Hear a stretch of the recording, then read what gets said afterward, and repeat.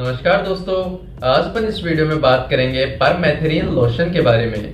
दोस्तों ये जो ड्रग सोल्ट है परमेथेरिन, ये इस लोशन फॉर्म में भी आता है और इसके अलावा ये क्रीम फॉर्म में भी आता है। लेकिन इसका जो मोड ऑफ एक्शन होता है, काम करने की जो प्रक्रिया होती है वो सेम ही होती है। एक ही डिजीज मतलब एक ही बीमारी के लिए काम में लिया जाता है ये।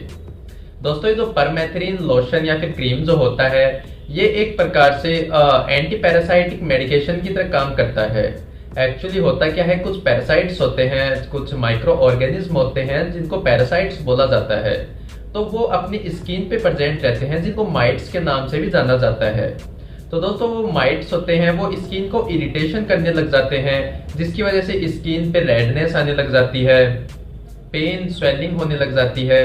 इसके साथ में इंटेंस इचिंग मतलब खुजली बहुत ज्यादा होने लग जाती है, बहुत इंटेंस लेवल की खुजली चलने लग जाती है। और ये जो इन्फेक्शन होता है जिसको स्कैबीज के नाम से जाना जाता है, तो ये स्कैबीज कहीं पे भी हो सकता है। मतलब गर्दन के नीचे होता है ये स्किन पे, तो हैंड्स पे या फिर लेग्स पे, स्टोमक पे या फिर कमर पे, कहीं पे भी हो सकता है ये स्कैबीज। तो स्कैबीज एक पैरासाइटिक इन्फेक्शन होता है। तो ये पैरासाइटिक इन्फेक्शन को ठीक करने के लिए ये परमेथेरिन लोशन या फिर परमेथेरिन क्रीम काम में ली जाती है।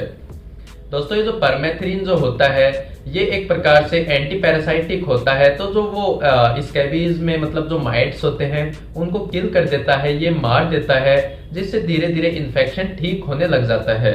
और इसके अलावा दोस्तों ये जो माइट्स होते हैं, ये अपने एग्स जो होते हैं वो भी स्किन पे छोड़ते रहते हैं, जिससे और ज्यादा माइट्स रिप्रोडक्ट हो सकते हैं। तो ये एग्स को भी किल करने का काम करता है ये परमेथेरिन लोशन। तो दोस्तों ये जो परमेथेरिन जो होता है, ये माइट्स को डिस्ट्रॉय करता है और स्कैबीज को ठीक करता है।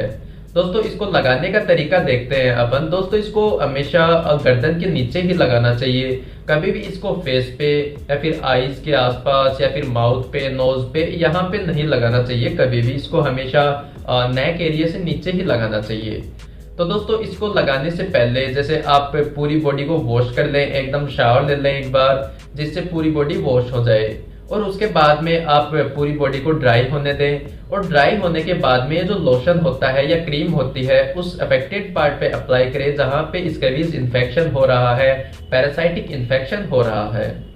इसको अप्लाई करने के बाद में लगभग 6 to 8 आवर्स या फिर 8 to 12 आवर्स तक इसको लगे रहने देना है। तो इसीलिए इसको हमेशा नाइट के टाइम पे काम में लेना है, ताकि ज्यादा इफेक्टिवनेस आ सके। दोस्तों इसको लगाने के बाद में आप जैसे 8 to 10 आवर्स तक का वेट करेंगे, इसको लगे रहने देंगे। और लगने के बाद में आप नॉर्मल बॉडी वॉश करेंगे, मतलब शावर लेंगे।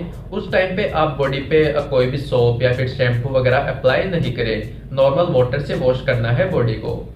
तो इस प्रकार से इसको काम में लिया जाता है। दोस्तों इसको एक बार ही लगाया जाता है, एक बार लगाने से ये अच्छा रिजल्ट शो करती है, एक बार से ही स्कैबीज इन्फेक्शन ठीक हो जाता है। लेकिन दोस्तों इसको लगाने के बाद में लगभग 7 to 14 डेज तक भी आपको इचिंग प्रेजेंट रह सकती है, माइल्ड टू मॉडरेट। क्योंकि जो स्कैबीज होते हैं, माइट्स होते हैं, वो किल तो हो जाते हैं, डिस्ट्रॉय हो जाते हैं, लेकिन डिस्ट्रॉय होने के बाद में उनकी जो डेड स्पीसीज जो बचते हैं, तो वो मतलब एलर्जिक रिएक्शंस कोज करने लग जाते हैं कभी बार। तो उसकी वजह से भी इचिंग प्रेजेंट रह सकती है स्कैबीज के ट्रीटमेंट के 7 to 14 डेज के बाद भी। तो दोस्तों आप अगर लगाने के बाद भी प्रेजेंट हो तो ऐसा ना सोचे कि ट्रीटमेंट फेल हो गया या फिर ये अपने शरीर पे काम नहीं की। लेकिन अगर दोस्तों 14 डेज के बाद भी अगर वही इंटेंस इचिंग प्रेजेंट रहती है, रेडनेस रहती है, इरिटेशन रहती है, तो आप डॉक्टर से जाके जरूर कंसल्ट कर लें। उसके बाद में आपके डॉक्टर आपको वापस यही ट्रीटमेंट रिपीट करने को बोलेगा। लेकिन आपको ये जो ट्रीटमेंट होता है, ये इनिशियल ट्रीटमेंट मतलब जो फर्स्ट ट्रीटमेंट लेने के बाद में उसके लगभग 7 to 14 डेज के बाद में ही सेकंड ट्रीटमेंट स्टार्ट करना है। इसके एकदम इमीडिएट बाद में मतलब तुरंत बाद सेकंड ट्रीटमेंट नहीं लेना, क्योंकि ये इफेक्टिव नहीं रहेगा। दोस्तों इसके अलावा एक कंडीशन और मिलती है इन स्कैबीज और पैरासाइटिक इन्फेक्शन की वजह से ही, जिनको हेड लाइस बोलते हैं, जिनको मतलब जुएं को नाम से भी जाना जाता है। जुएं जो होती है मेनली हेयर्स पे प्रेजेंट रहती है, स्काल्प एरिया, हेड एरिया पे प्रेजेंट रहती है। जो माइट्स होते हैं हेड पे भी इरिटेशन, इचिंग, इंटेंस खुजली करने लग जाते हैं, इरिटेशन, रेडनेस प्रेजेंट रहती है, तो उस कंडीशन में भी आप ये जो परमेथरिन लोशन या फिर क्रीम जो होता है इसको काम में ले सकते हैं। लेकिन हेड पे लगाने के बाद में आप इसको ज्यादा लंबे टाइम तक रखने की जरूरत नहीं है। इसको नॉर्मली 10 मिनट्स में आपको हेड वॉश कर लेना है, लेकिन उस टाइम पे भी आपको सोप या फिर शैम्पू को काम में नहीं लेना है। दोस्तों इस प्रकार इस परमेथरिन लोशन को, क्रीम को काम में लिया जाता है।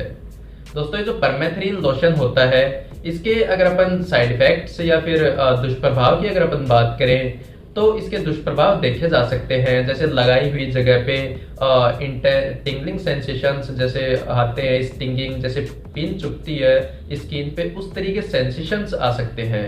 इसके अलावा बर्निंग सेंसेशन जैसे स्किन जल रही हो या फिर इन्फ्लामेशन, जलन ज्यादा हो रही हो, इस प्रकार के माइल्ड जो सिम्टम्स होते हैं वो आपको साइड इफेक्ट्स के तौर पे देखने को मिल सकते हैं, जो अपने आप रिजोल्व हो जाते हैं साइड इफेक्ट्स। जिस प्रकार ड्रग की जो टॉक्सिसिटी होती है शरीर में जैसे जैसे कम होने लगती है समय के अनुसार, उस प्रकार साइड इफेक्ट्स भी अपने आप ठीक होने लगते हैं।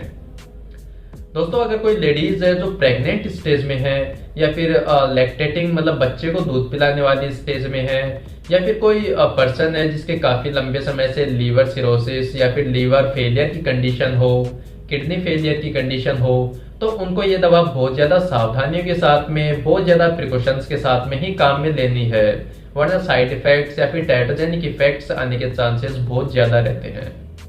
दोस्तों ये जो परमेथरिन जो सॉल्यूशन है, लोशन है, क्रीम है, इसको आप हमेशा डॉक्टर के परामर्श से ही काम में लें, डॉक्टर के प्रिस्क्रिप्शन से ही यूज में लें। अपने आप से दवा को कभी भी काम में नहीं लेनी है। दोस्तों परमेथरिन लोशन या फिर क्रीम की इंफॉर्मेशन आपको थोड़ी भी इंफॉर्मेटिव लगी हो, थोड़ी भी नॉलेजेबल लगी हो तो वीडियो को लाइक एंड कमेंट जरूर कर दें, चैनल को सब्सक्राइब करना ना भूलें। Thank you.